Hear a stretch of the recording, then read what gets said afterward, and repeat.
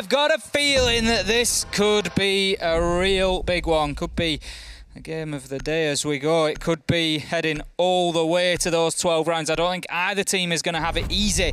NAVI Cowana showing down on Clubhouse. They both know what each other is about. They've been playing each other for the longest time, despite those roster changes.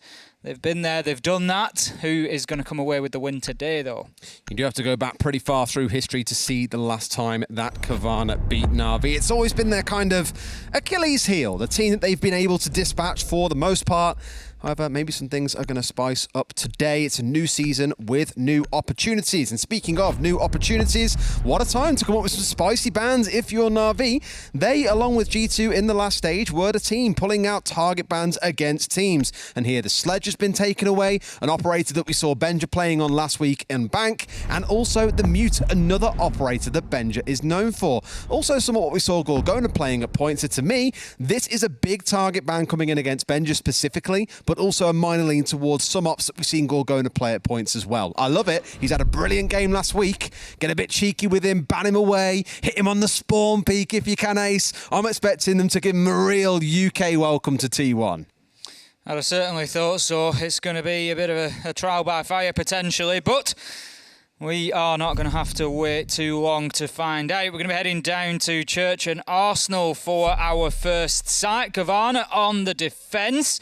Nothing too spicy in terms of the operator picks, much beyond that Thunderbird that we've got there. Alibi, of course, becoming a little bit more popular. Now, I can tell you, Thunderbird wasn't very popular last week, Des. Obviously, the new operator into the pool. For anybody that doesn't know what Thunderbird does, she brings what we call some corner healing stations, and they've just got little bullets of health in them, if they will, automated within a radius. You run past them, it shoots you, you get juiced up. Simple as that. But not too popular last week. 4.92% pick rate when available. Only picked in 3 rounds in Playday 1. They're like paintballs of love. They don't hurt, they don't bruise, like they don't sting. Give you a nice little boost. Get you on your way again. I'll get back out on the road. You did a great job. It's like a motivational boost as well as an actual health bar one. Let's see how it shapes up. And you mentioned the Alibi, by the way. Of course, now has the 1.5 times, which was taken away from Frost. So that's why you're seeing that big step up. A nice opportunity for her to do a bit of work with that Storm charging around the map. Good as a roamer. Site transformation, air quotes, intel gadget in the form of those Alibi decoys.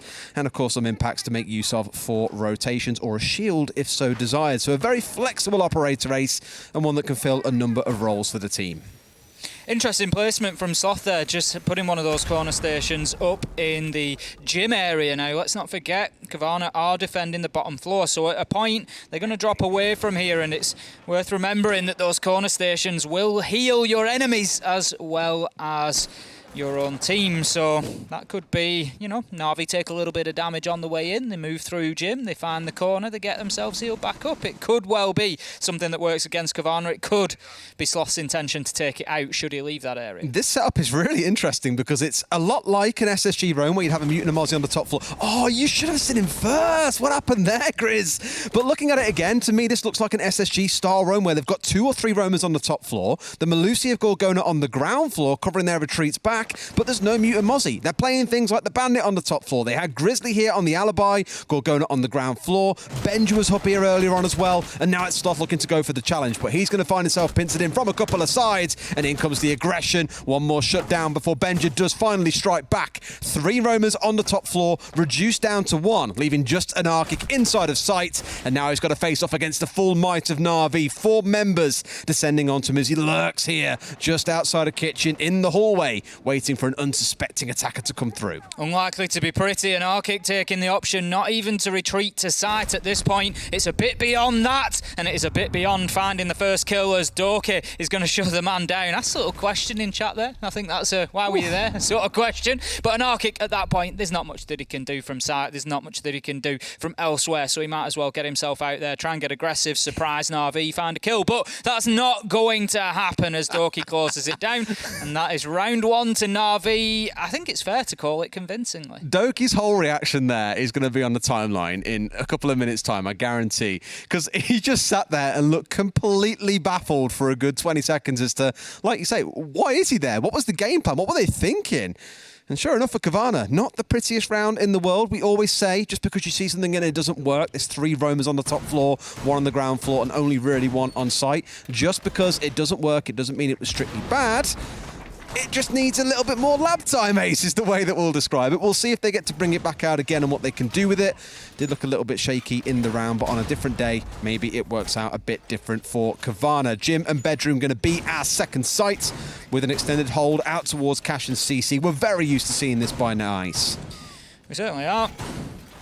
We certainly are. It is becoming the norm of trying to hold on to that eastern side of the map. So generally speaking, there won't be too much of an effort made to keep that wall on the right-hand side of your screen closed. It will pretty much be accepted that that's going to get breached. The real meat of this defence is going to come inside of Cash, the room that we see Cowana in now, right in front of you. The likelihood is that the top of Red Stairs is going to be contested quite heavily as well, and the reason for that is you want to protect that rotation. You don't want your players inside of Cash getting squeezed from 2 angles, from CCTV and from Red Stairs, so try and hold on to that and just prevent them pushing in. Once they've got control of that side of the map, it basically opens up the rest of the site. They can use the windows that we see in front of us there. They can just have a lot of freedom, and the defenders are completely pushed back and penned in. So that's going to be Navi's primary goal, I would have thought, is to get that construction and Cash locked down. It's always normally the first point of control that you want to stop those windows being played. For a couple of members, though, they are splitting themselves up. You had Nate looking off towards that east side of the map, but it's down to Blur and Secretly here out on Jacuzzi Wall inside 50 seconds, having it all Mavericked open and now split up. And Arctic, the one greeting them with the clash here, of course, with the lovely shield in front of your face. Can't take any damage from the front unless explosives come singing your way, but gives information back to the defensive side as to how many operators are on that side of the map. Can they expect an attack from there? What is going to be the general setup? But Navi are quite keen to keep things moving around. We mentioned about Nath being out towards the east. You've got a couple now looking to play from below. And Doki, of course, has got 1 more frag in the back pocket. Every other member, all 4 of them, were on drones there for about 10 seconds or so. So a bit of mid-round intel collection before they start thinking about those next steps. Doki just giving his position away a little bit there. You can see the clash shield being moved over to main stairs as the Iana knocked out the barbed wire. Otherwise, Doki might have just had a little bit of a free pass to get up there and try and find a kill or 2. He's going to take another peek, but will not come face to face with the clash just yet. But this is good progress from Navi. They've got that hot tub wall open, starting to clear out utility. They're just burning away those toxic babe canisters as well. There's still a long time left inside of this round. It's going to be Doki who starts things off. It looks like he's having a big day again, Des, as he finds a second. That's Grizzly and Sloth, both backed in the dust, and in comes the rest of Navi, and they are looking terrifying today, just as they did on Playday 1. And Arctic manages to find himself 1, but again, just like round 1, he is all alone in a 1v4 now. Nath gets that diffuser down and activated. It's all up to the clash, but you've really got to say it's a matter of time here, especially without what you would call a real primary weapon. Blur, he holds the angle, he shuts the man down, and Navi take round 2. And Cowana, they need to get themselves into this quickly, Des, or they could find themselves put to the sword exactly the same as G2 suffered in Playday 1. 2 kills, 2 rounds, not a good start for Cowana. And you kind of have to ask the question, is it down to G2 and Cowana just not starting the season well, or is it Navi being so damn good? Because in that particular instance there, you've got Doki taking on 2 would-be roamers that were coming down to try and isolate onto him. They knew that he was inside a bar, given the barbed wire that, as you say, he cleared out. Bit of a call coming through from the clash, and ultimately he kills both of them. Maybe a slight mistiming between them both on when they swung onto him, but it definitely wasn't the play that Cowana were looking for there, even though they knew it's the kind of play they had to try and make to shut him out of the round. Either way, downstairs we go for our 3rd round once again, so I can't imagine. That being said, I'm looking at the lineup and it is the same as round 1, so maybe we are going to see a repeated attempt of that 3 roamer on the top floor setup again. I'm interested to have a look at Thunderbird once again here. I mentioned it back in round 1. Sloth had used one of the corner stations up in the corner of Gym, and I'm not sure. We've not really seen a lot of Thunderbird play yet, so there's really time to tell with this operator, and I think she's certainly got her uses, but I just don't think this is a static enough position for her, really, Des. I think, you know, we talk about places like Pixel Corner on Cafe, where you are going to stay firm, boots on the ground in that corner for as long as you can. That's great because you're just going to continually get juiced up. Whereas here, you need to move, you need to be mobile, you need to react to where the push is coming from. Is it coming from hot tub wall? Is it coming from cash side? You can't just sit in one place inside a gym. So I feel like that corner station almost puts Sloth on a little bit of a leash. He can't go too far away because he wants to defend it. He doesn't want the roamers getting, the roam clearance coming in and getting those extra hit points. So he's got to play in and around that area, and I don't know if it's maybe just locking him down a bit too much. I see what you're saying. I think it's more about having them scattered around the top floor, so when they do have 2 or 3 players roaming up there is the ability to make use of them. And realistically for the attackers, sure, are they really going to wait around to get themselves juiced back up before they start heading downstairs? Most likely not, but we'll keep a close eye on it. This time at least the opening kill goes the way of Cowana. Gorgona finding Doki, the man who has been a terror in these first 2 rounds. Great start for Cowana. That's exactly what they needed. We say it so often. If Doki's having a good game, generally NAVI are going to have a good game. Great example we've got of the corner station potential use there, Des, but it's still on cooldown. Sloth manages to find a kill and he has to dip away before he can get himself healed up. He's going to try to take that corner station out exactly as I suggested he might. He does not want to leave that as utility for NAVI, and this time around it is going much better for Cowana. They've got themselves a couple of kills on the roam. They're now going to start falling back. They've wasted half of the round, but Blur has got himself established down in Dirt Tunnel, and the big question here is, are Cowana aware? This looks like a blue and dirt setup as well. No real worry about main stairs, nothing about kitchen hatch, nothing about Moto. You saw Saves hovering on the drone, just trying to feed what he can back, and Nath crouch walking his way forward. Depends what he can find. It's like the Pink Panther with how gently he's towing his way down towards blue, but steps onto the Legion goo mine, and guess what?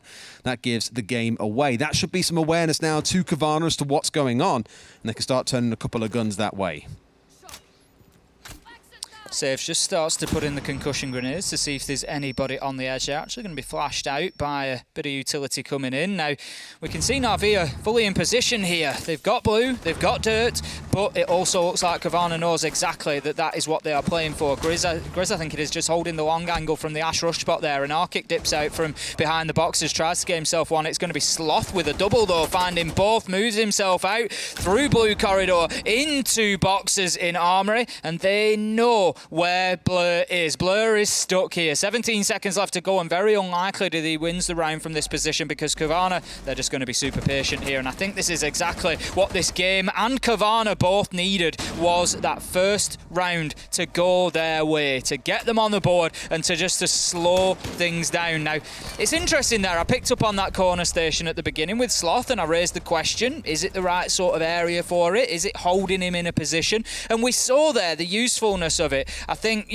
yes, that time, definitely successfully managed to clear it out as well, but it's certainly something to keep an eye on, to watch out for, just how frequently they're being used, how impactful they are, and in some cases, how much of a problem do they cause for the defenders? Like that Sloth dropping away and then having to turn round and clear it out. If he gets challenged and killed at that point, it's a different story, but this time, definitely worked out. I don't hate the case of using one of them up there. If all 3, which is what I thought they were going for. I'm not being critical of it. I'm raising the question of it and just highlighting the potential hazards with it. But yeah, it's definitely something to watch. It's fascinating at the minute. I'm always very curious to see if any team does commit to having all 3 out on the roam, use all your Konas out aggressively, and it feels a bit too much, whereas they're the one being used to support him on the roam, and having the last 2 on site for, where they're normally meant to be, felt like the right kind of play. And, good stuff out of Cowana. I like seeing a bit of innovation with that operator. However, things are more back to normal. There is no innovation with the Thunderbird to be taking place on Cash and CC, which is where we find ourselves going to in round number 4. For the first time, by the way, Ace. First time today. So we've spoken about CCTV and Cash before because it's become more and more difficult to keep this east wall closed. A lot of teams will, make a token challenge of it. They'll put a couple of bandit batteries down. There's not going to be too much more of an effort. The mirror window placement there is, of course, interesting. Now, because of the recent changes to the glass in the mirror window, it's going to be absolutely free for NAVI to walk up to that and just punch it out. So it's going to get shattered. But what they do need to be careful with, of course, is that glass being dropped out completely. It does give a line of sight into sight, but it's an option that Cowana could take to try and keep that wall solid, and that's exactly what they've done, and you can see the impact it has immediately, Des. Maverick just absolutely sprinting away from that wall. Wants nothing to do with it. It does make it a lot more risky to play on this platform, so it kind of forces Navi to think a little bit differently. Now, whether or not they say that differently to us is to go over to construction side and try and go for a construction push is a different question. They could also look to play from below, potentially in lounge. That does, of course, meaning first dealing with players like Benja, who may be lurking around the map, and Sloth may be another that you find looking to skulk his way through and keep them guessing wherever he may be. Do want to touch again, as I always like doing, by the way, on Grizzly on the smoke. Playing with that FMG is becoming more and more popular. Doki starting up his bank account in this round with Sloth being the first deposit.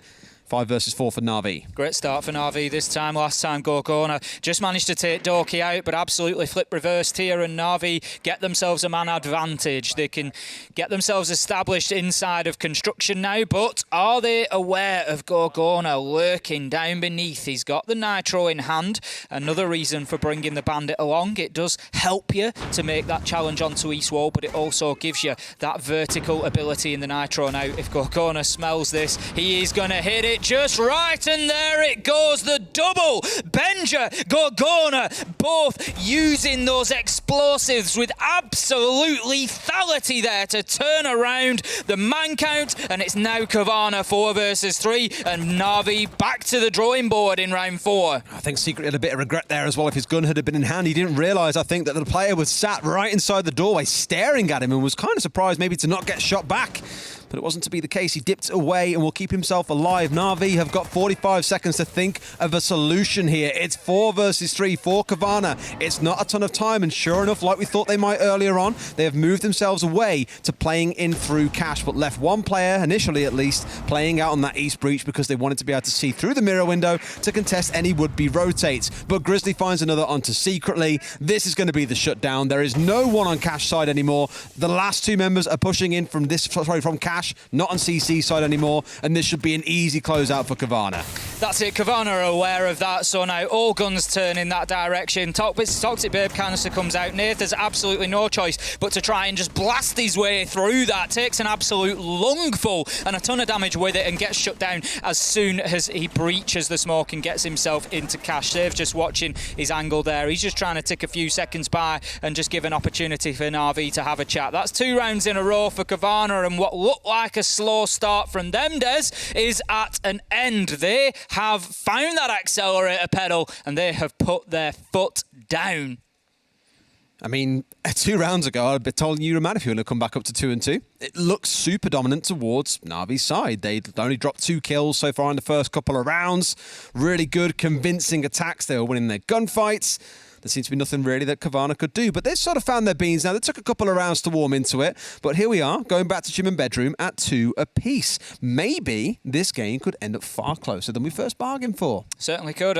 Genuinely, before we came into the game at 0-0 on the scoreboard, I expected an absolute brawl between these two. Given the way that they've both had that Playday 1 win, Cowana, they've got to be taking a lot out of that victory against Empire. It was a real confidence boost. I'm sure Navi were Navi. They were absolutely clinical against G2, so I just had a feeling that this one was going to be hard fought. And coming in, I was a little bit surprised by the first 2 rounds, if anything, but glad to see that Cowana have got back into it. I go straight back to what I said on Playday 1, and I mean it now as much as ever, and that is, I'm not bothered who wins these games. I just want to see them go the distance and us have real entertaining, exciting matchups, and that's certainly what's on the cards here. Now we're going to be going to gym and bedroom for round number 5. We saw it back in round 2. Navi were pretty dominant. Nath able to get in there, get the diffuser down. It was another tough situation for an Arctic. Found himself in a 1 versus 4. Very little that he could do, but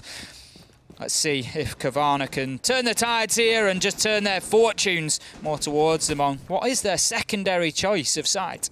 I love seeing this mirror, by the way, the one that's inside of construction. I'm so used to seeing it from when G2 play against BDS. And I'm pretty sure in both of those games, we've seen him play it twice on Clubhouse. Both times, Shaiko managed to get himself in a spot where he ran from cash through construction, somehow didn't get shot from the mirror window, and then slaughters everyone inside a bedroom when he manages to get his journey complete.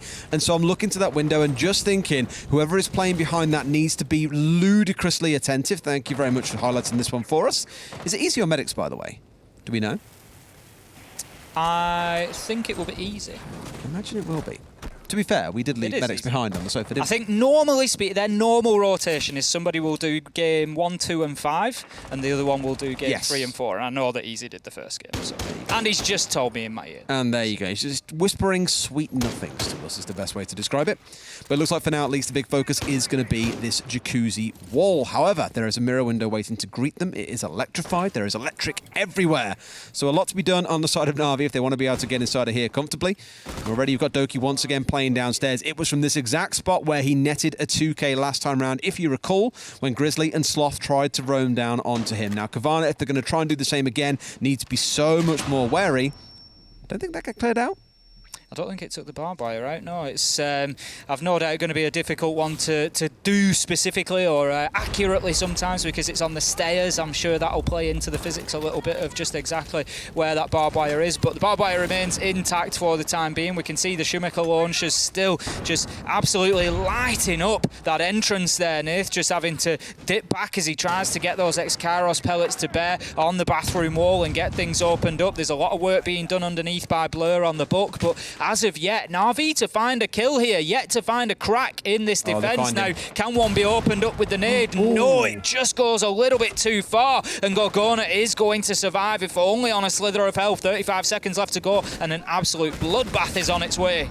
Oh, another C4 comes stinging out, something that Cowana have really enjoyed throwing at Navi's face in the last couple of rounds. But here comes the push in. Grizzly finding one to saves, isn't seen to his right-hand side as an Arcade picks up that kill. Blur now stepping his way back up where Doki trod just a few seconds prior, albeit more cautiously. Secretly finding one back on the other side too. Suddenly it's a bit more balanced out, but the clock waits for no one. It's only 10 seconds left. It's a 4 versus 2 for Cowana. They've got to work some kind of magic here. In comes secretly sprayed down by an Arcade off towards the side. A 1 versus 3 for Blur. This round is done. Aces, the screen goes white. Nothing can be done by Blur, and it's a closeout for Cowana. 3 rounds on the bounce. 3 rounds on the bounce, but also taking themselves the lead for the first time tonight now. 3-2 all the way back after 2 dominating rounds from Navi. Now, interestingly there's Jim and Bedroom. Navi just never really felt like they had any control over sight at all. Cowana were very comfortable to just stay in their positions, play their angles, and just basically keep using the same strategy. There was just no disruption from Navi for me there. It was just a bit slow. Because they had the ideas, right? They had Doki down below looking I think they just got rebuffed. I think that was what it was. They went in, nope, that's not working. Went in, nope, that's not working. And they just got rebuffed. It's happened a few times, and a lot of it because of these mirror windows, it's worth mentioning. Look back to the CC site and look at how they were rebuffed by the mirror deployed on the CC wall. Look back at that round. They couldn't really easily push through construction, so opted for below and jacuzzi. They were just a little bit restricted on options at points, I think, and never really had anyone playing on the south balcony, maybe because they opted not to take control of CC. So some questions to ask around where Navi is choosing to attack for sure and what damage they're doing from those angles, because forcing your way in through the breach and only looking to really make an impact happen by trying to push your way up main stairs does leave some questions to be asked, and parts of it very clearly were undroned. Now, once again, we are going to see Sloth going for this top floor roam with just the one Kona station to accompany him. Otherwise, it's going to be everyone else back down on site, including those other 2 Kona stations. That said, sorry, I'm a liar. Not everyone else is back down there. The Konas are, but we're seeing that triple roam set up once again. Maybe Cowana saying here, Ace, we've got the confidence now. We've won 3 rounds in a row.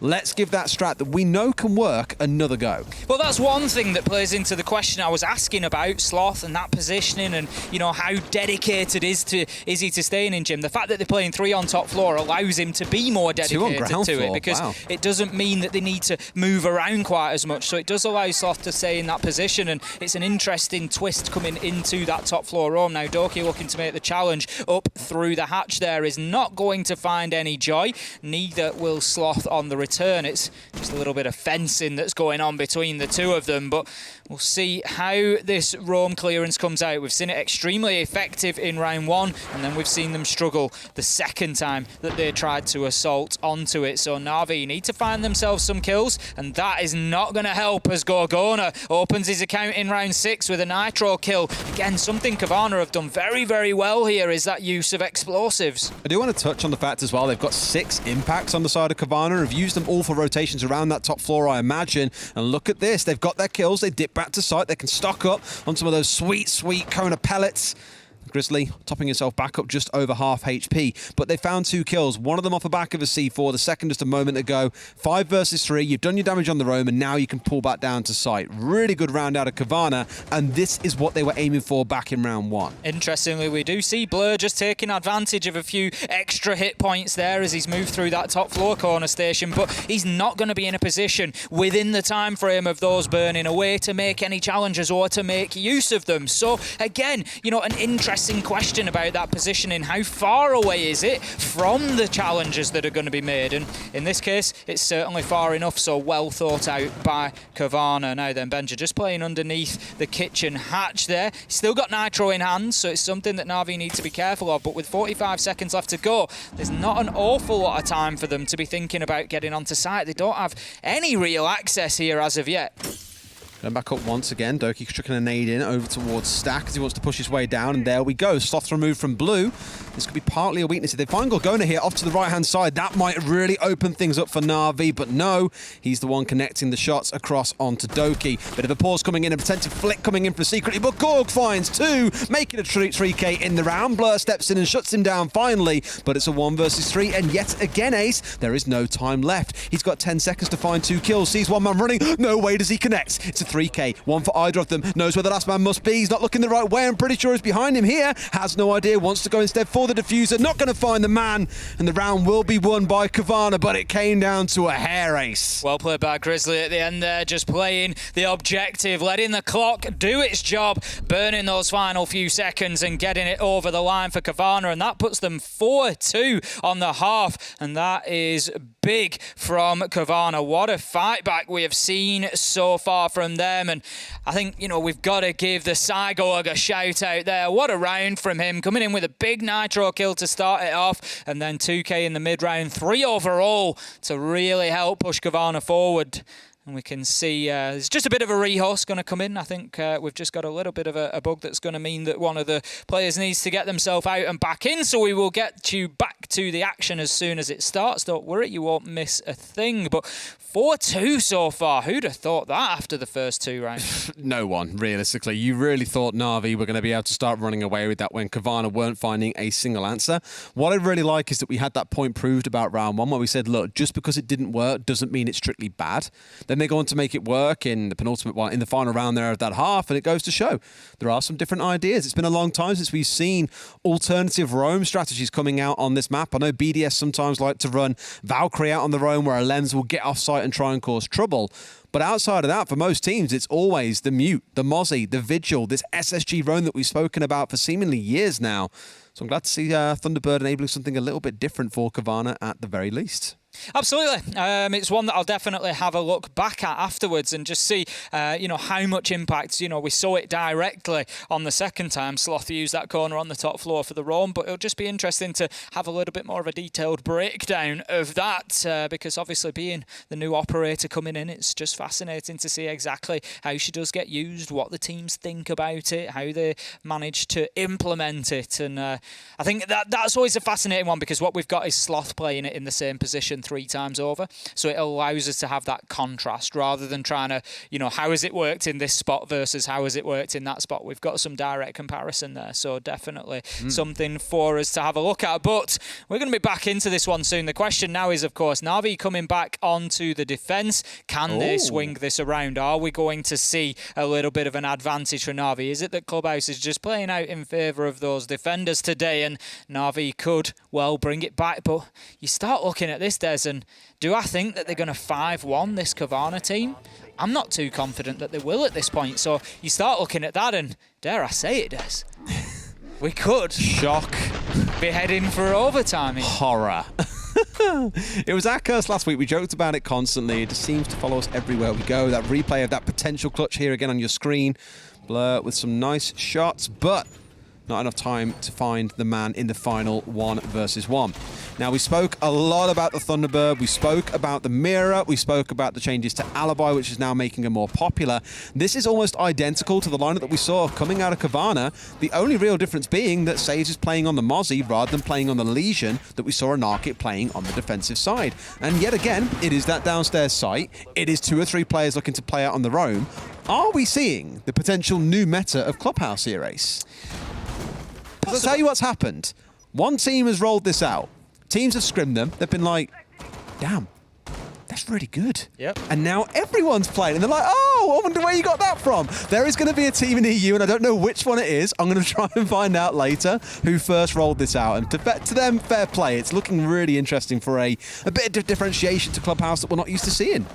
Says he's going to take a lot of damage as he goes over the top rope there. Shut down as he tries to jump down from the catwalk, and that's going to be Sloth finding the opener, and that is big for Cowana. If they can come in here and get a successful first attack onto this NAVI defence, then that is message sent, and I'm sure it'll be message received from the side of NAVI. They will know that they're in for a battle at that point. 5-2 will not be looking or feeling pretty for them. Now, we've still got Nath upstairs on that top floor roam with the mirror, but he's all alone at the minute. Blur is underneath on the Thunderbird and could potentially provide support up those main stairs, but the question is now, how long do Navi leave Nath in place here? How much does he commit to this before thinking about heading down to site? If he gets cleared out, that then leaves them 3 versus 5 down there. The danger is they've lost one person to the roam setup they've got already. You really want to try and make it work, but you don't want to overextend. And I think Nate's done the right thing here. He's killed a couple of drones. He's got rid of the Yana clone as it came through as well. And now, as it said, okay, now's a good time to back away. And as you saw him going down the main stairs, there were 2 or 3 silhouettes of Cowana players still moving across the top floor. And there's a C4 in hand. Is it waiting for Sloth? I think they realised the man stepping across at this exact moment. So that could have been a bit of a freebie for them if it had connected at the right time.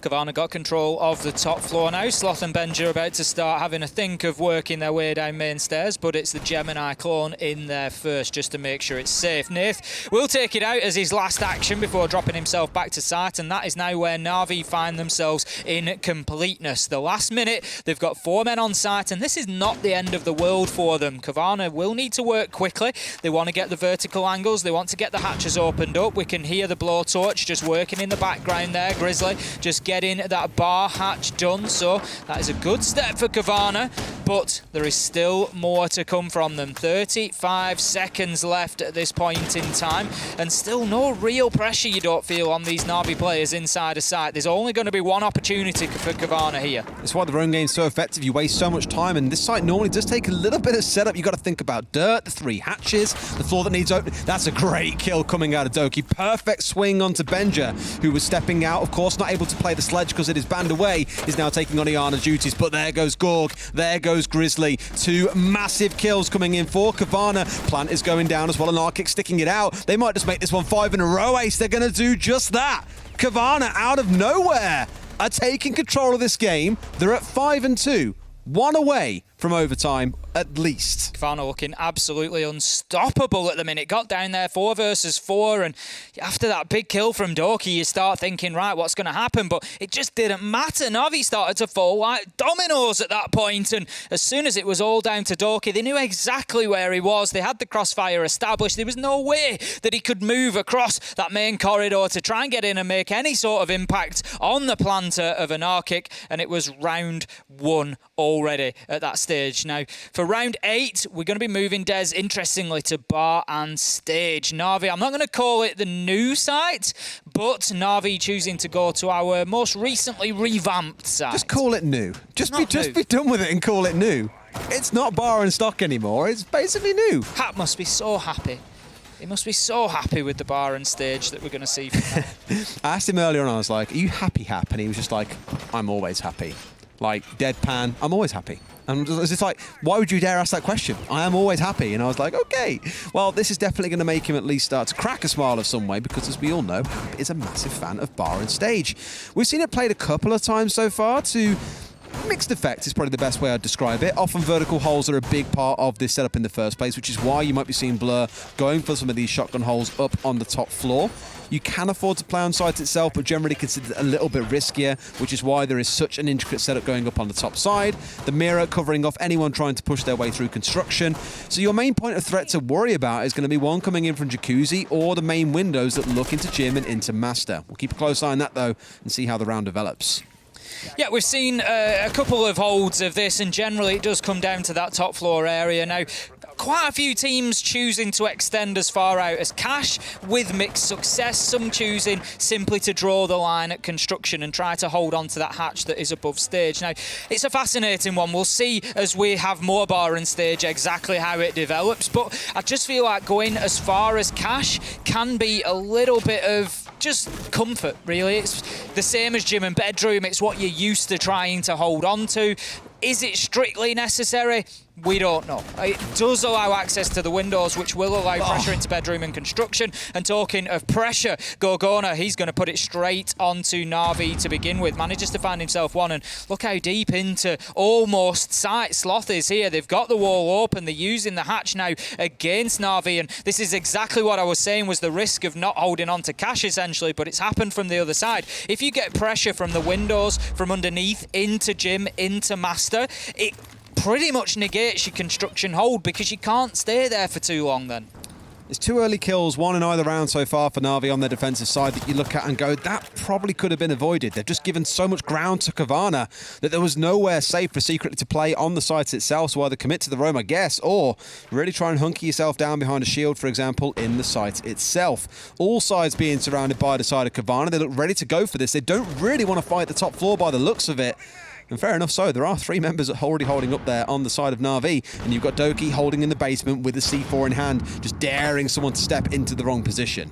Almost turning into a site very similar to something like on Oregon, where you see kitchen and dining and all the attention that's paid to the top floor. Doki managing to find the explosive there. Blur managing to use the vertical to get a kill onto Grizzly. Benja, he has to try and relocate. Does have the diffuser in hand now. He's just conscious of the man moving himself back up from downstairs, and it is Doki that's doing the damage right now. But Benja, no, he chooses to come off. He hears the footsteps. He has to, but he's too late for the challenge as Saves manages to find it, and NAVI, they are at last getting themselves back into this. They are going to grab onto the cliff face with their fingertips here, Des, and they're going to stop the slide that was sending them plummeting towards an early doom, and they are going to get themselves around here to make it 3-5. It's all down to an Arkic in a 1 versus 4. Extremely unlikely. He's just trying to find anything he can from the kitchen door here.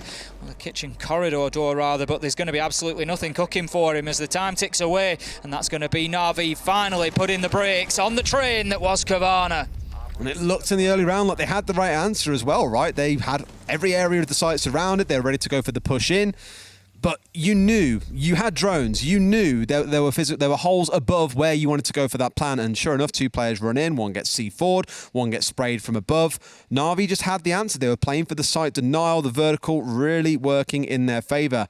And I would have thought Cowana as a team that may try and pull out this kind of thing before as well, you might be a little bit more aware of those kind of setups, but apparently not to be the case. You'd probably ask questions as well as to why the hell a Narkic was outside of the map at a time when the plant was so, needed to go down at that time. There was only 10 seconds left on the clock. But alas, this is how things have shaped up. NAVI find their way back in ever so slightly, but now we go back to those more, air quotes, default sites, the default setups that they need to be able to crack Covana's attack apart.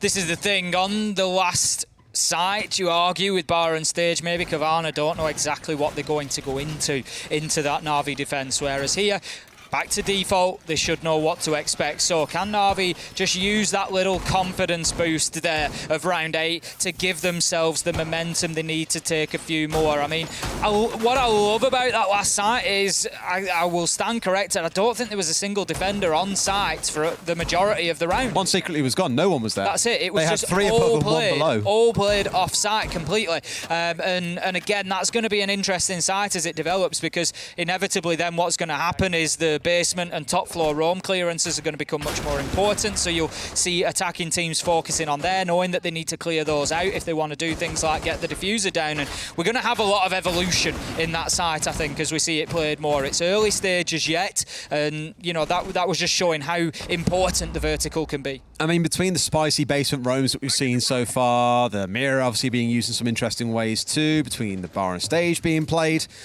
I like it. Clubhouse is refreshed. I like it. And there's barely been any changes outside, of course, being able to play inside a bar. But hey, I'm down for plenty more as time begins to progress forwards. In this case here, putting their focus on trying to get open the CC wall. There is, of course, a mirror window that has been punched out on it, so Navi at a moment's notice could pop that one open. They do have 6 impacts in the back pocket, and there we go. It will come out. Expecting there to be an exothermic on that wall, I think they would be incorrect. But with this many impacts, you can deny all day long anything really being done by the side of Cowana. You go for exothermics, gets impacted off. The Maverick gets too close, they're going to pokeball you to death. That's the only way I can really describe it. You are going to have many of those explosives yeeted at you, and you will be taken out on the wall. We've seen a few teams employ that sort of strategy before. Cowana likely to shift over to a west side push now. As we can see, Sloth is already established in master bedroom, so it's just going to be a case of the other members of Cowana getting over there to join him and bringing the utility needed to open up that wall and to give access to site that they need now. Doki once again just playing down there in the basement, way away from site, but again, are Cowana aware of his location? Are they able to keep him on a leash and stop him having any impact on the round? Ooh, just an overexposure there as Sloth misses his, I won't say misses his shots, but maybe misses a tough opportunity to take Blur down. Misses an absolute freebie as well. The guy was crouching through a rotate.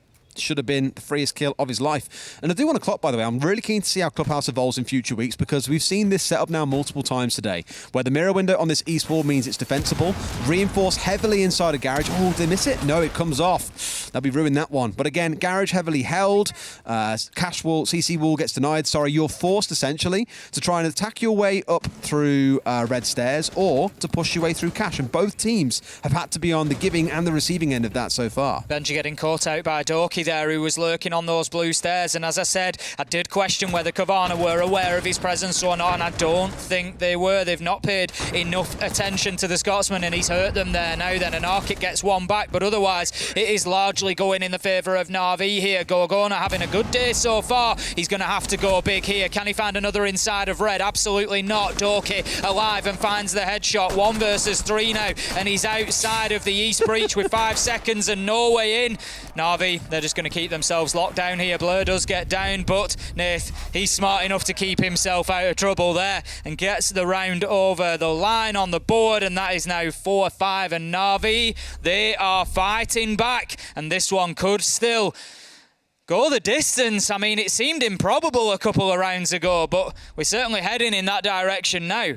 Just feels it, doesn't it? With how things are going, you know, the momentum totally dragged away from Cowana. They were set up 5-2. And things have slowly swung their way back closer and closer to home for Navi. And with the momentum against them, Cowana, rightly so, they call that timeout, and there is a few words to be said. I always love watching, by the way, who is talking in these moments. And right now, it's none of the players. That's Mr. Officer behind the scenes having a chat and saying, boys, remember what we said. Remember what we've practiced and what we've set up for this. We know how to deal with this before. Let's get the mindset back on shape here. And this is something that I think it was, I want to say it was Lycan who said it. There's a couple of instances where you want to step in as a coach and call a timeout. And one is when communication drops, when the team is becoming demotivated, when things aren't going well, the IGL can't quite keep control of the team anymore. This feels like one of those instances rather than I've spotted something I need to correct. So maybe it is just getting the team back on course and saying, come on, boys, we know how to beat them. We spoke about this a lot. Certainly do. We're going to be heading back in now as that minute has ticked by. Of course, worth mentioning for those who might not know, Navi have the exact same opportunity there during that tactical timeout to have that discussion with the coach, have that discussion between each other. So whilst it is of benefit to Cowana and it might just break the stride of Navi a little bit, you've got to think about the flip side of it. And I find the mentality of it all very, very interesting. Navi get themselves 2 rounds and then they get given a little bit of a pause. And there's the argument there of it breaks the momentum. You know, this is a game about muscle memory and getting in there and having good aim and hitting your shots, and sometimes just getting back into the action as quickly as possible will help you do that. But also, maybe it just helps Navi cement what was going right there.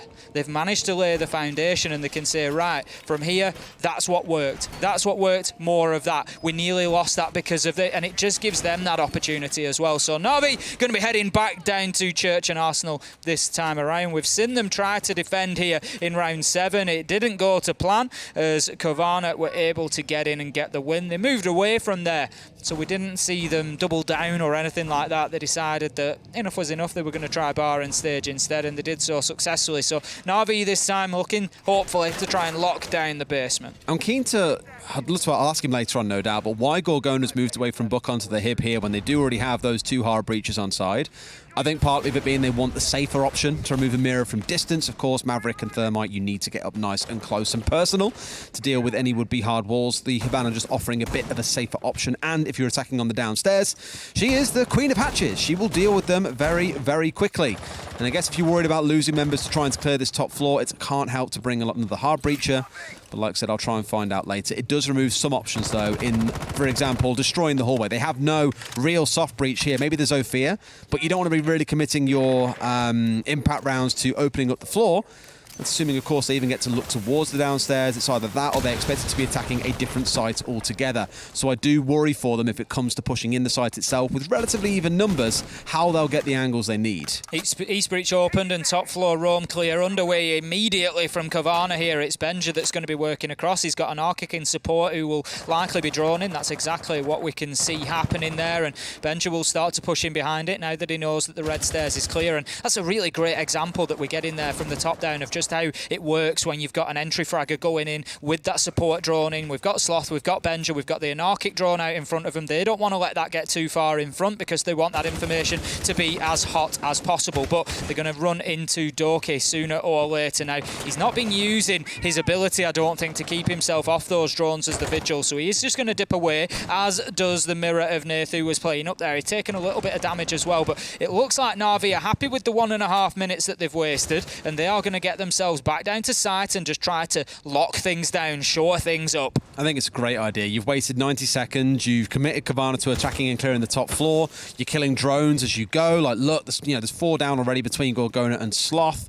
They've only got 4 left alive still, so really good for Navi to burn through the information game and also potentially waste all this time they've now burnt their way through. Cowana do still have all their utility in back pocket, mind you, and of course all 5 operators, so there's still something going for them, but you'll feel quite nervous to think if you are the side of Cowana that you've got to make this push happen again with no soft destruction. It's going to come down to walking your way forward here, clearing what you can and going for gunfights. Sloth looking to get aggressive onto Blue. The Gemini drone went down ahead of him, but he's not going to push down to take any sort of fight, just clearing out some utility, and now he's going to put that Zofia explosive grenade to use elsewhere. We've got Grizzly established on main stairs, so with 35 seconds left, Cowana have got control of the top 2 floors rather, and are looking to translate that now into some pressure onto site, but they've not been able to so far. Now Grizzly looking to see if he can get an angle in towards boxes. Doki, he could be a real problem maker here as he gets aggressive up into Moto, but forced back by that drone. 15 seconds left to go. He looks to make the challenge onto main stairs. He knows that Hibana's there. This is unprecedented aggression from Doki as he tries to push up, but no, the kills start to come in and force him back. He challenges onto the man from Moto, finds the kills along with Nathan Blur, and that is Navi closing things down, leveling them up at 5-5, and they are finally fighting back. Beautiful roam out of Navi. We spoke about it during the round itself, but I feel like it's really worth highlighting again. Being on the roam doesn't mean you have to kill 2, 3, 4 people. You're out there to burn through utility. If you can burn operators, great, or to burn time, or just stop the attacking team having ground for free. And think about what attacks on this map often look like. If you know against a team like BDS, and they are the most common culprit for it, that they're playing a turtle strat in the basement, that whole ground floor is free real estate. Second floor, not a concern at all. You can just push your way in and start swinging the hammer, opening up the floor, worrying about getting hatches open, and you can give all this time to your attack itself. Whereas by getting out on the roam and wasting as much time as they did, 90 seconds, killing 5 drones, didn't kill anyone, but all got themselves back to fight, down to site, sorry. There's limited intel. Limited time for Cowana to execute in a 5 versus 5, and Navi have lost nothing.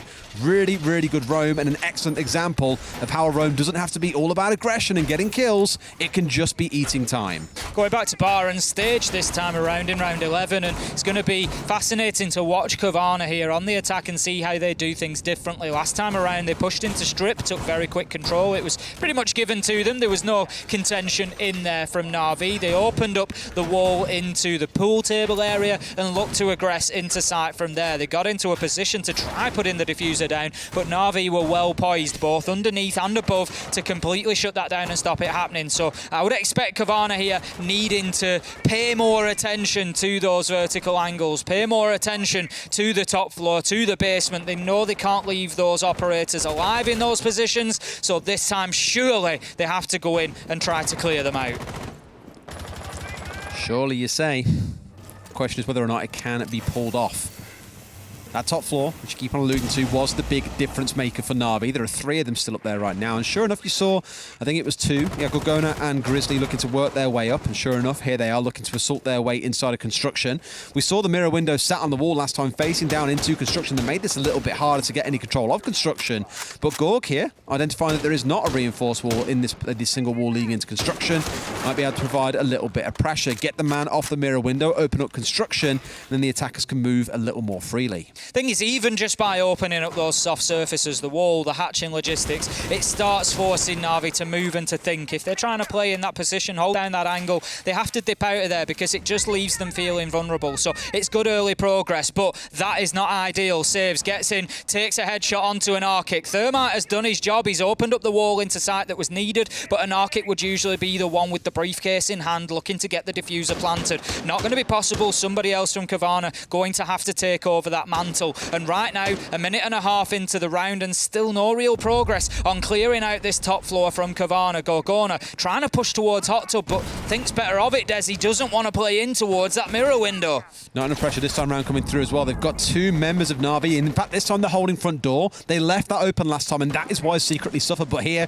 there is 2. Sloth Crouch walking his way up main stairs. A complete and utter change in tack, but they heard him shoot the cam, and sure enough, Blur gets the kill. Smokes off main stairs to stop anyone running up, and sure enough, Benja is now pinned at the bottom. The question is, does he come around with the shotgun? Yes, he will. Not even aware he's there. It's the freest kill of the day for Blur. A 5 versus 2 for Navi, and they've started their own resurgence in this game, Ace, from 5-2 potentially up to 6-5. That has been one hell of a swing. I'm really excited by this site. I can't wait to have a look back at it in more depth afterwards and see just exactly where everybody is and how all the cogs are interacting with each other. And it's always fascinating when those things happen. Now then, shots come in from Saves. He knows the man is there, finds the kill.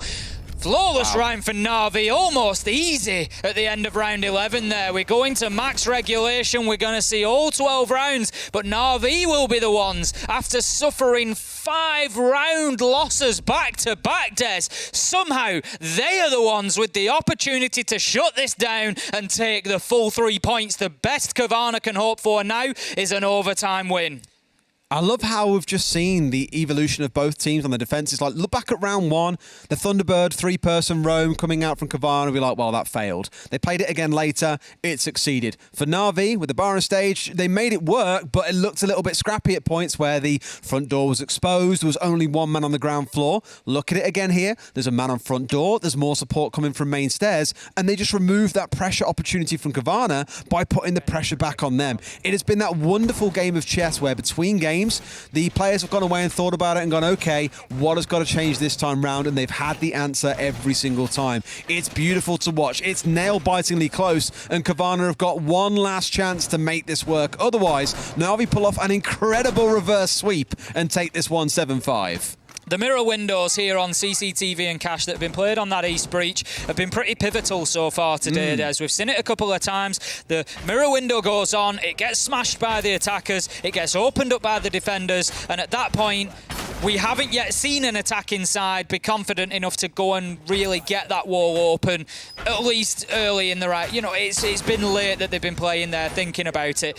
It's been decisive because they've then had to rotate over to the construction side, and once the defenders know that is happening, all attention switches towards that side, and it's just been too tough of a nut for the attackers to crack. So the question is, how much do they double down? How much pressure do they apply to that east wall this time around? What I'd love to see is a really heavy commitment just to take Garage. Say, I don't care that you've got 3 ADSs in there. I don't care you've put 2 Thunderbird Kona stations in there. I don't care you might have 1 or 2 people holding it. We're coming for you on the fight. And sure enough, again, you're going to see this opened up. They've got 6 Pokeballs in back pocket, the perfect number if you've ever played the old games, just to deal with anyone trying to get through this wall. We spoke about it before. Maverick steps up, yeet 3 or 4 at him, he will die. They go for the exothermic, you chuck 1 out, it's enough to remove the exothermic. So sure enough, it looks like Garage is going to be the play. They don't want to get shoehorned into going towards construction. They want control of Garage. Secretly takes a few pot shots as the Maverick tries to dash his way across the garage door there and will not connect with any. But as you say, there is a real taste there is a real hunger here from Cowana to take over Garage. Now Doki just roaming his way about the map once again. He's going to have himself a little look here, and now he gets his warning shots not to take another glance, but this is Doki, and he certainly he thinks about it, exposes himself massively there, finds himself left with only 2 or 3 hit points, needs to try and get himself back to sight and in range of one of those corner stations if at all possible. Secretly here, he wants the juice. Trying to hold on, he wants it, he's just trying to hold on to Garage for as long as possible. He really wants the second corner station injection, I think. There we go, back up to full HP. How about that after being down to basically 20 HP? Beautiful stuff, and now has basically got a full reset on his hold. Doki, not quite getting as much as he'd like, I'm sure, only about an extra 30, but secretly finally gets put down. Doki too! They're the 2 big picks they needed. Suddenly it's 5 versus 3, make it even worse. In fact, 1 gets back up, so it's not the end of the world, and Blur neutralizes things out. 4 versus 3. Cowana, 50 seconds on the clock. They have got Garage control, and that is the big difference maker in this round. It certainly could be, but this is definitely winnable for NAVI from here as well. They're just going to keep falling back now. They won't contest Garage too heavily. They just want to try and let their utility do the work. They've still got a Nitro in the hands of Nath. You see him getting himself juiced up with the extra hit points there. We've got the impact nade coming out. It's not going to be successful in the angle that it opens up. The kills start raining in. The Nitro's gone. The final one is down. And Cowana, they take us to overtime. The one big difference in that round, we spoke about it, Garage control. You can either accept what's been set up and take the path of least resistance and go through cash, but they tried that earlier on and it didn't work and said, right, we're going to have to make things a bit hard for ourselves. We're going to have to push our way into Garage. Once they've got that Garage control, you can get cash open and the round plays out as normally. It was a really big call for Cowana to say we need to make this work and we're going to go for it, but it pays off. Overtime is where we go, and Navi, with that tactical timeout still in the back pocket, opt to say now is the time to decide what are we going to do. We had this massive comeback win streak. It's up at 6-6. Now we need to think about what we're going to do. How are we going to surprise them here? Because we've seen Cowana looked a little bit lost at points on the attack.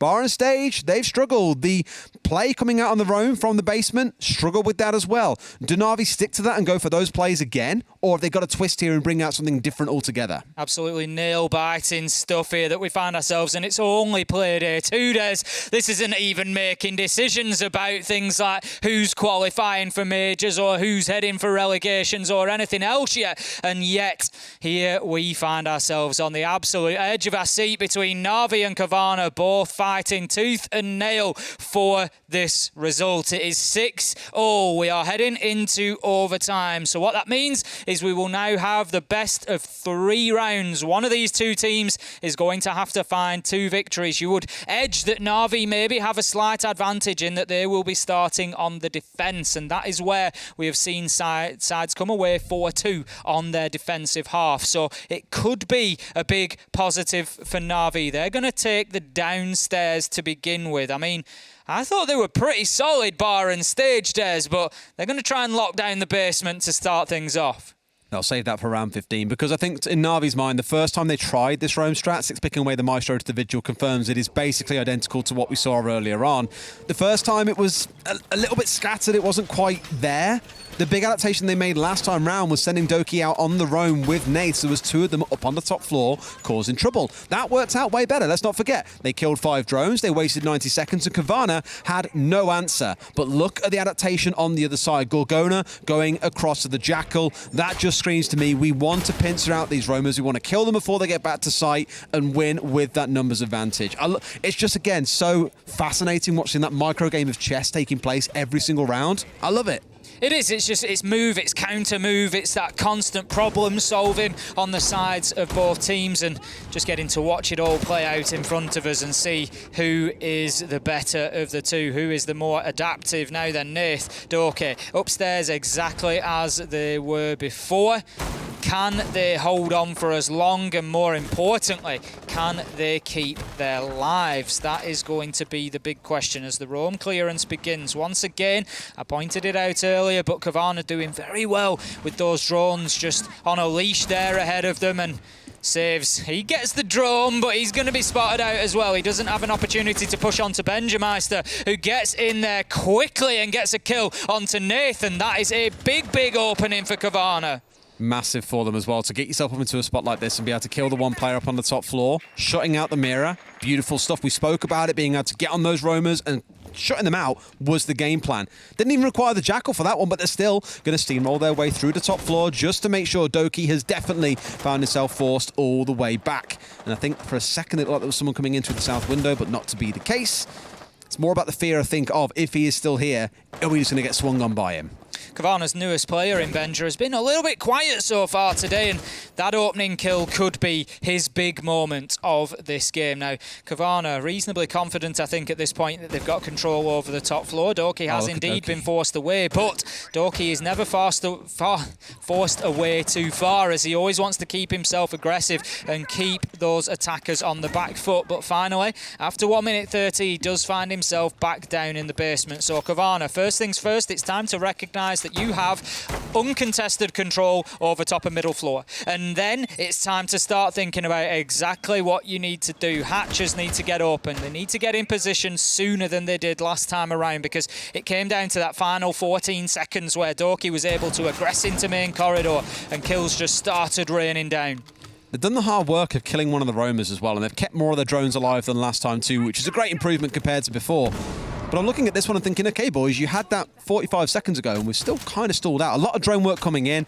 They've got the kind of control of the map, and now it's about droning the site to figure out where everyone is. And there we go. Sloth with a wicked shot through onto Doki at the back. 5 versus 3. Have Cowana found the magic sauce, the magic recipe to get them over the finish line in round 13, Ace? They've certainly got some of the ingredients, Des. It's all about just getting it cooking now and frying themselves up a treat. Sloth, he's looking to get established in blue. If he gets that kill, it's all over. Surely he gets it, but then they start coming back. Blur and saves on site will not be stopped. It's 1 versus 1. Benja versus Blur. 2 big players who we know are both capable of winning in these situations. Benja takes advantage of that corner station, gets the extra HP. That could be big in the grand scheme of things. Blur, time is now or never. The diffuser's going down. He won't be able to stop it. Now then, Benja doesn't know to look over his shoulder and use the utility against them. 35 seconds here, and Blur, he needs to find his man, but he needs to do it with at least 7 seconds left to be able to disable that activated diffuser. Shots are exchanged. The corner stations come out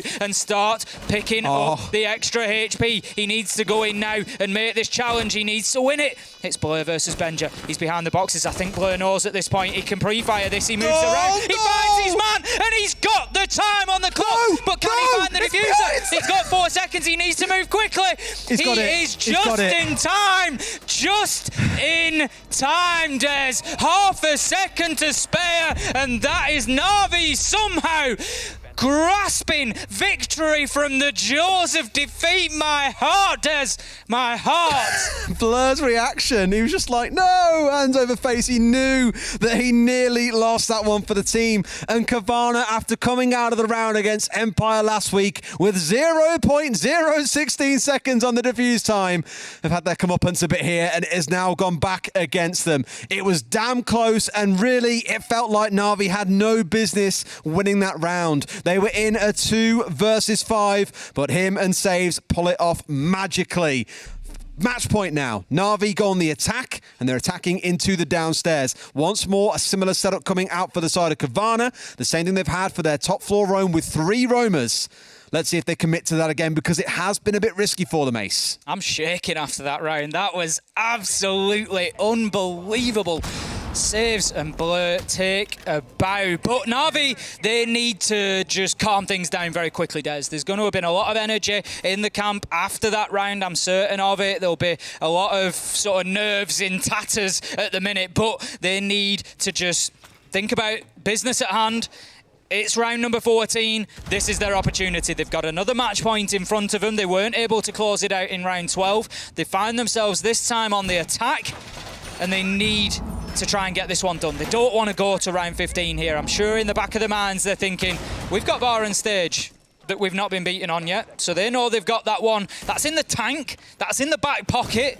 But NAVI don't want to get there, and they're going to have to attack onto Church and Arsenal if they want to close this out. Part of me I'm looking at and just thinking, you just know that Sloth loves playing in the rotate between these two sites. You've seen it now 2-3 times of him being sat around this position. if he finds himself back there again, they see him on a drone, that should be a freebie nade coming in from Secretly or from Doki to collect him. It can be as simple as 1, 2, 3. In this case here, it's Sloth looking to get a bit cheeky as this wall gets opened up there, literally trying to squeeze all the juice out of that lemon that was the West window to see who he could find. Big. Secretly finding the opener onto Gorg. Very big. We know how good a game Gorgona has had, been really influential inside of this Cowana team, and Secretly is able to get in and shut the man down. That is about as big as the entry kills will come. They're going to be certainly looking towards Sloth now. 11 and 9 on the day and going well. Can he see the man through the drone hole? Just not quite. Now then, the nade comes in, but it's going to be Benja who really does the damage, finding a kill onto Doki. Saves, however, finds Sloth, and that is another nail in the coffin for Cowana here. Wasn't playing close enough behind that gym equipment. His backpack sticking out, I think, and got himself shot and put down into the dirt. 4 versus 3 for Navi, and still so much time to play with. When you look down the list of what they've still got on side, sure, they've lost a good number of drones. You'll give that to Cowana, but you'll take the 4 versus 3 that you're currently selling with 100 seconds to clear the round. Grizzly could be the difference maker. If they don't drone him out, though, and they try and push their way down Oil or Blue, he could be massive on the flank for Cowana. Certainly could be. He was very tempted by a little run out there, and just that attention that's been paid towards Garage Door tells me that Navi are aware of his presence, and the fact that Grizzly takes that time to drop down the oil pit and get himself back to site, I think he got drawn there, and it's a smart decision. So now 3 versus 4, a minute 10. There's an absolute age here left for Navi. They've got the utility that they need. The only player that they've lost is the Iana. Of course, the fragging capability, the fragging capacity of Doki is always a big loss, but in terms of utility, not the end of the world. They've still got nades available on Maverick. They've got the hard breach that they need. They've got all the tools at their disposal to win this one. 45 seconds. It's now. This is your moment, Navi. I'm just thinking, don't be lazy with this Mav. No, he's doing it properly as well. But if this pops open, he might just about see the head because they know where he is as well. Does he see the man first? He sees him through the cracks and Secretly wins the reverse. Grizzly's gone down. It's a 4 versus 2 with 30 seconds to play. This should be enough. But they've got to pick up Benja. They've got to pick up Anarchic. They're the last 2 that stand between Navi and yet another win in what has been an historic UK showdown, as it has always been. Benja finds one onto Sace. It's been quiet, as you say, but that's a big kill to pick up. 10 seconds, rotates his way out towards Moto. Can he get on the backside here as well? So they're going down main. They're going to plan. He's rotated round. It's a triple for Benja. Can he hold on? He's the last man. It's a 1 versus 1 again. Blur has no idea. Benja, the new boy, has just won it for Cowana. We're going to 15. Unbelievable turnaround for Cowana there. Benja on the flank through Moto, and an essential kill onto the man, planting inside of the Ashrush spot, and that was the moment that Navi's fortunes fell apart. The whole round was just tipped upside down there and then, and Cowana, well, don't they just respond to saves and Blur? Anything you can do, we can do better, and we are going all the way. This time, Navi, they're choosing on the defence not to go to bar and stage that we saw them very successful on. They're going to go to gym and bedroom now. If I have a look back through, we saw it in round 8, we saw it in round 11. Both were Navi wins, so just as good as bar and stage. But this one now, the pressure is really on. It's one of those where, you know, and everyone was saying it, oh, you know, Benja needs a bit of time, hasn't got tons of experience, a skilled player, but give him time, he'll build experience the more he plays. I don't think he needs that much time. I was about to say, that right there, now look, there's always a risk associated with, is there a flank drone watching this? But to me, that was conscious. They know they killed so many drones out on the roam, they kept Navi down to a limited amount of information, that he could make such a big play like that. Someone's watching the flank, there's a flank drone, that whole play is nullified. There is nothing that he can do about it. But that is huge. On your second Playday, your first one to drop almost 20 kills, your second to come in with a big, potentially match-saving play like that. If this round is won, they will be singing Benja's praises after this game. Guarantee it. The thing is, now, if Cowana go on to win this, you're going to say that's the pivotal moment. That is the one that won it for them. There have been many.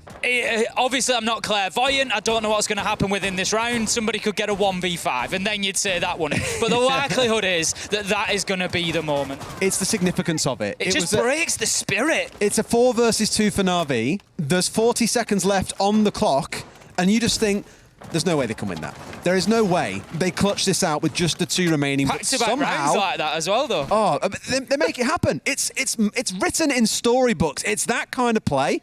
And now we're in round 15. I don't know which way to call it. 4 and 2 has been the hardest we've seen. Defenders have generally come out on top. But with how mental those last 2 rounds have been, 1v1s between both Benja and Blur, each winning one down to the clock, one with an amazing, risky flank. It's impossible to call how round 15 plays. Grizzly just missing his blowtorch line across the bottom of the east wall a little bit there. I think he's actually just opening up, I'm not sure if he's just opening up a line of sight or not on the east wall. Maybe looking to clear out utility. They've got the hard breach of Anarchic. I mean, it's always a risk once that Maverick hole's been opened at the bottom to try and go up and put an exothermic on there. We'll see what happens with that east wall. Not too sure. We've got the logistics hatch opened up. Nothing completely opened up by the Maverick. Anarchic is over on the hot tub wall, which I would imagine will be open momentarily. 1 minute 30 left to go. Honestly, Des, you can just feel the tension. I'm so nervous. You can feel the tension inside of the server. One mistake is all this is going to take. Or one hero play. Or that. Or one big hero play at that as well. Don the cape. Get yourself flying, because this game needs the Superman. That's the one that might help them from below. It's only a down. It's not a finish off, so saves could be rezzed here. I tell you what, if there's even a few more pixels difference, that could have been 2 kills and a massive start for Benja. Sees the man run across, but no. Saves is back on his feet, but he is battered and bruised, down at 20 HP. 1 bullet in pretty much every situation should be enough to see him finished off. We're down to that final minute, though, and this is where things get particularly dicey. Nath finds Gorgona. That's the kind of kill that you want, as he's had a brilliant game so far. That's big from Nathan. That just holds them off that hot tub wall for a few extra seconds. Now In's coming a nade, and it will catch the wall. It doesn't make its way through, and Nath has the opportunity to duck away, and that's exactly what he's going to do. But Grizzly does find Secret, levels things up. 4 versus 4. 30 seconds left to go. Sloth pushing in, low health. It's only going to take 1 bullet, but he finds the man as he comes back through the rotation. Doki steps up, but it's 2 kills the other way. 3 versus 2. The diffuser's going down. Anarchic, he can stick this. It's 2 versus 2. NAVI, they now have to go on the retake. We see the man drop underneath. So there is a man in the pool table, shut down by Anarchic on the rotate. It's all up to Doki. He's the talisman of NAVI. Can he be the saviour? Is he going to stick this? He's certainly going to try. I think he might know. He comes off. He manages to get one, but shut down as Grizzly comes in with an essential challenge. And just like Playday 1, Cowana are able to snatch it at the very, very end. We speak about our hearts. Cowana, after 2 weeks, 30 rounds, some not even funny level of close rounds along the way. Unbelievable. The whole game comes down to a 1 versus 1 between Doki and Grizzly can